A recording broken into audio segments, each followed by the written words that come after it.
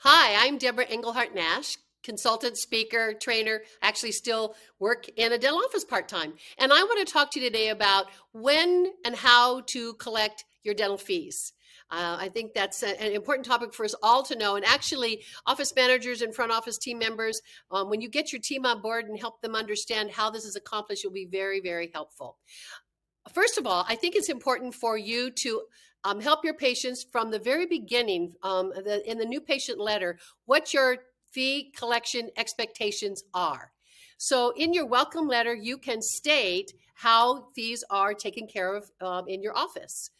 You can also do that on the telephone call. And rather than establishing the verbiage of it is our policy or we expect you to pay, we want to make it, once again, there's an expectation that the patient will pay a fee, and we don't have to be dictatorial about it. We can be very friendly about it. So if I'm speaking to a patient, I would probably say something like this: so that you are comfortable while you are in our care, let me tell you how we handle your fees. We have you take care of them at the time of treatment. So we can actually make that statement in our welcome letter. We can make that statement on a phone call when we're talking to our patients about making their appointment. So I think by being very clear and being very upfront about our expectations, it opens conversation. If the patient wants to talk about financing care, then we can move into outside financing. We can move into the practice protocol of how we handle that. So when we talk about fees, should happen from the welcome call or the welcome letter. When we should be collecting the fees, if the patient is coming in for treatment, for, say, we'll talk about major dentistry, then the fees should be pre-collected. And my recommendation is, and this may be something that might be novel for some of you, my recommendation is that when you are scheduling your patient for a major treatment plan, and they're going to be making a major initial investment, and you determine what what major means to you. It could be $1,000, it could be $5,000 or 10 or more.